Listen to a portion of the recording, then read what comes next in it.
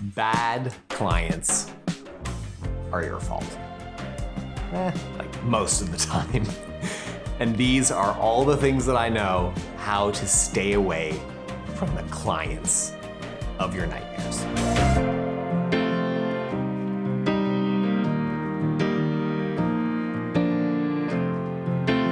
When someone finds out that I am a wedding photographer, they typically say the same things every time, right? Like, oh, that's so fun. Like, oh, it's such a fun time. And then it usually gets down to, oh, that's stressful. And like, oh, you must have bad clients. Do you have crazy stories? And I can honestly say that I have the best clients and that I don't have issues with my clients. I did have a few doozies earlier on in my career. And I will say that that is because when I started my wedding business, I started shooting my friends' weddings. And that was wonderful. And it was so great because I didn't even realize this was a possibility of a job. And then all of a sudden I was shooting all of my friends' weddings. And then the next year I was shooting their friends' weddings. And then the next year it got a little further. And the problem with that was because I started the business kind of accidentally. It just started with one friend and then another friend asking and then another friend asking. And the problem was that I didn't intentionally ask myself, okay, what kind of business do I want to start? What kind of photographer do I want to be? How do I shoot weddings? I kind of just figured it out as I went and just kind of did what people wanted.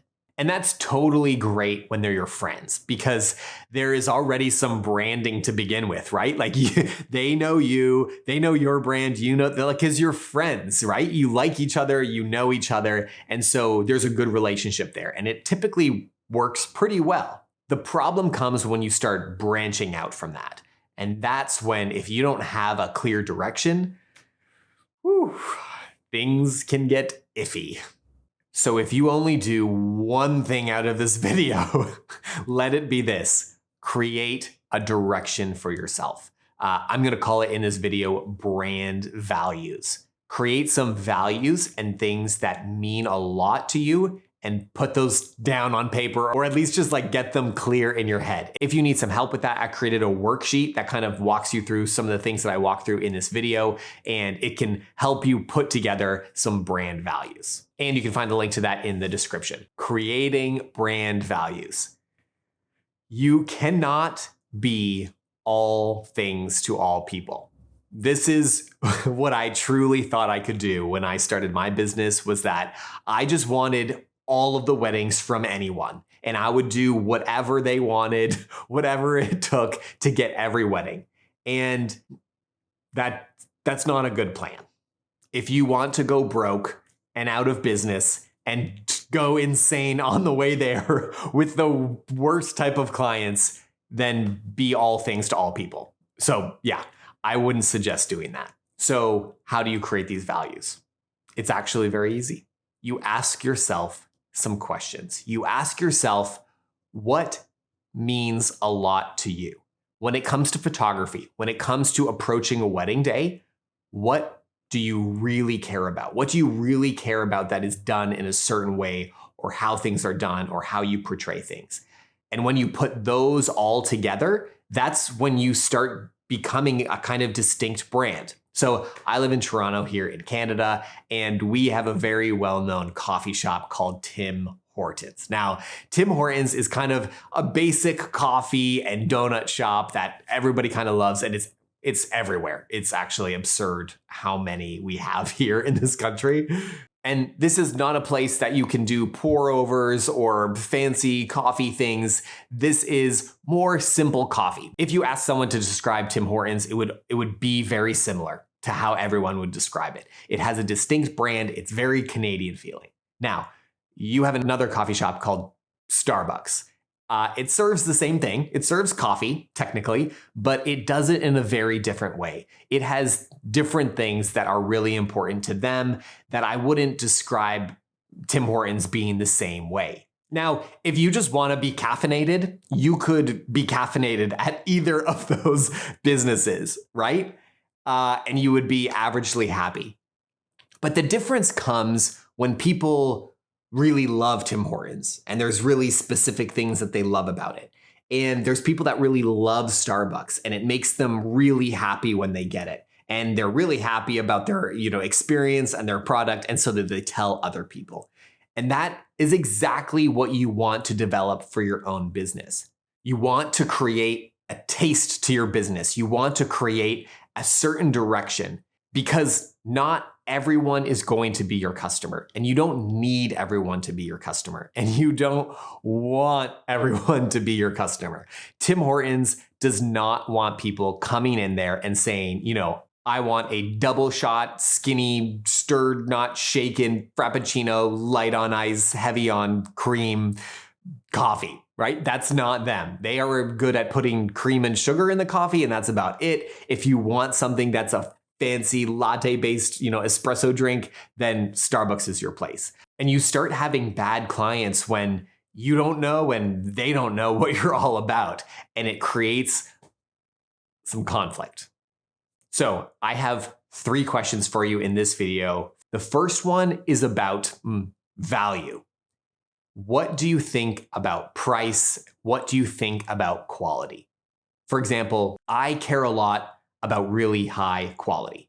Our albums, for example, are extremely high quality materials. Our prints are printed on very expensive paper with the most expensive inks. I care about the artistry. I care about really high quality. And affordability isn't necessarily my top concern, because I'm more concerned about having an extremely high quality product. That means some people aren't going to be happy with my type of work. They're not going to want to be my client because they aren't maybe looking for the highest end artistry type of product. They're looking for something that's a little bit more average, maybe a little bit more something that's more affordable. And they might be looking for a wedding for the same price that I charge for my albums. And so if I was to have that client, that's where you start getting bad clients, when it's a bad fit, when there's 2 different ideologies going on, and that's where things start to rub the wrong way. The second thing you should ask yourself is, what do I think about pricing and discounts? This is a big thing in the wedding world, dealing with people's budgets, right? Everybody's got a budget, and you should decide ahead of time what you do with discounts. Do you love getting discounts? Do you love the kind of discount world? Then great. Have that already built into your business so you know what you can discount and what you can't discount. I do not do discounts. I do not do discounts on my wedding days. One of the big reasons is because I find it kind of unfair. I don't like when one couple gets a discount and another couple doesn't. It doesn't feel fair to me. And that's where I have gotten a bad client before, is where I feel frustrated at a certain wedding day that got a discount, and then the next weekend, that couple paid a little bit more. It's unfair to the couple, and it's unfair to me, because then I have to figure out a way to do the same type of work at the same quality with a cheaper price. And so having those type of boundaries set ahead of time, knowing okay, I can give discounts, but I can only give this amount of discount, right? Or saying, I don't give discounts on certain things, and that's for me. Sometimes we have some sales on some things and some products, but as far as wedding day pricing goes, I don't give discounts. The third question to ask yourself is, what about your product do you care most about? How do you do wedding photography in a certain way that makes you want to get up and do it every time? For me, my editing style using film and digital is very important to me. If I have a couple coming to me and saying, hey, can you not shoot film so we can save some money on this particular thing? That's not going to be a great fit for me.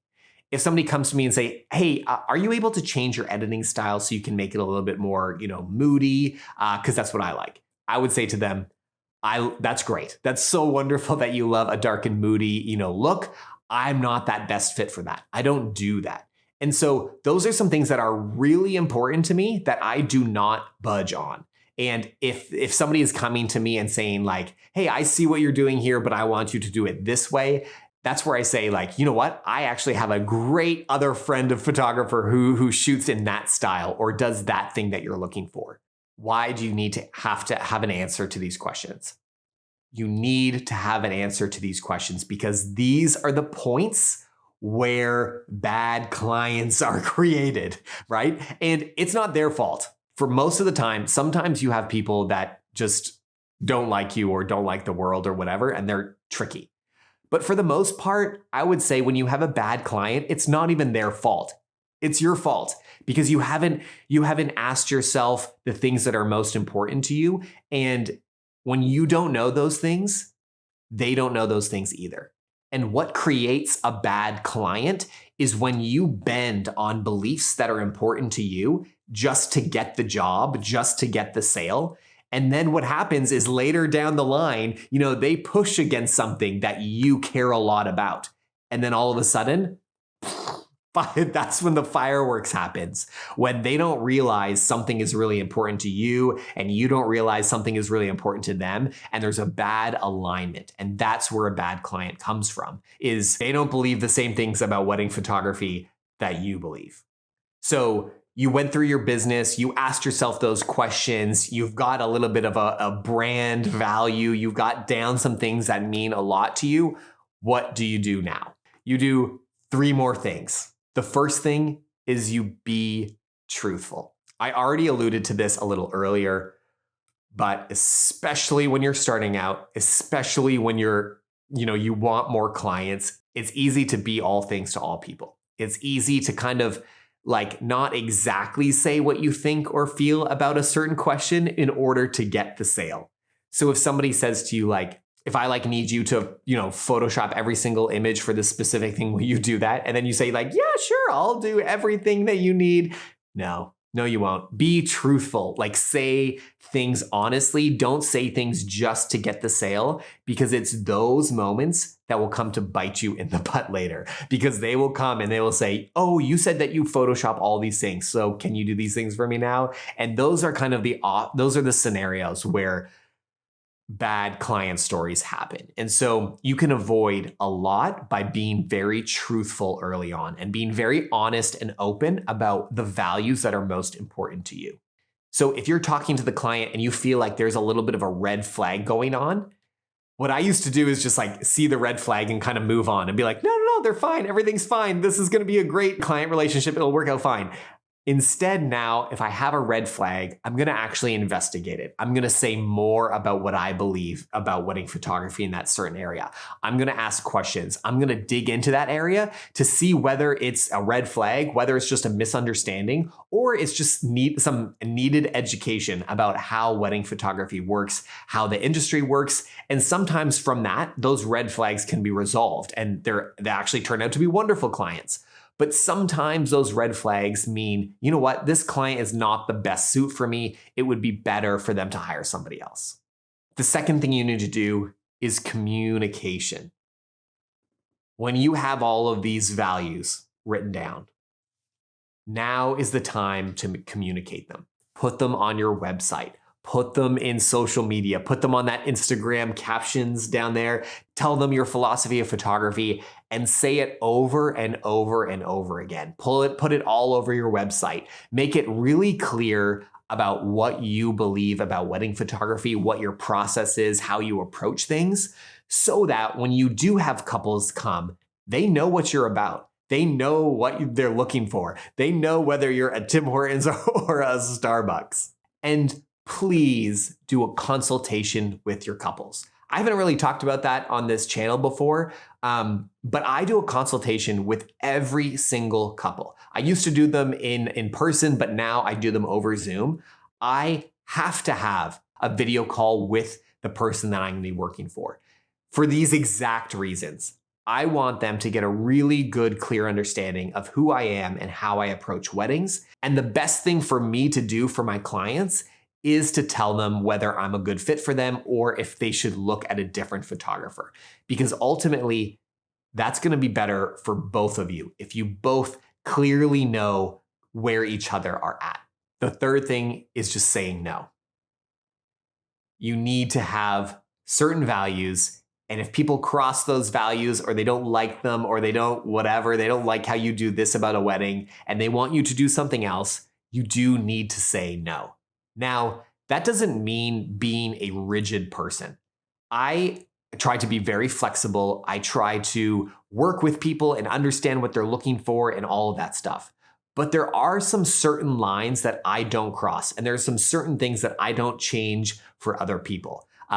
If they need me to change in that way, I tell them, hey, it's best to get another photographer because it's best for both of us. The whole experience is going to be so much better if they get the pour over that they're looking for and not just a simple cup of coffee. So I want to make sure that I'm doing everything that I can to make sure that our alignments are correct before going forward and actually booking. So it's not that they're bad clients.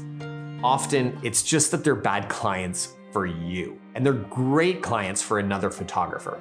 And the clearer you are about who you are and what you do and setting some, boundaries within that, I can almost promise you that if you actually do this and implement it, it will do so much in keeping you away from bad.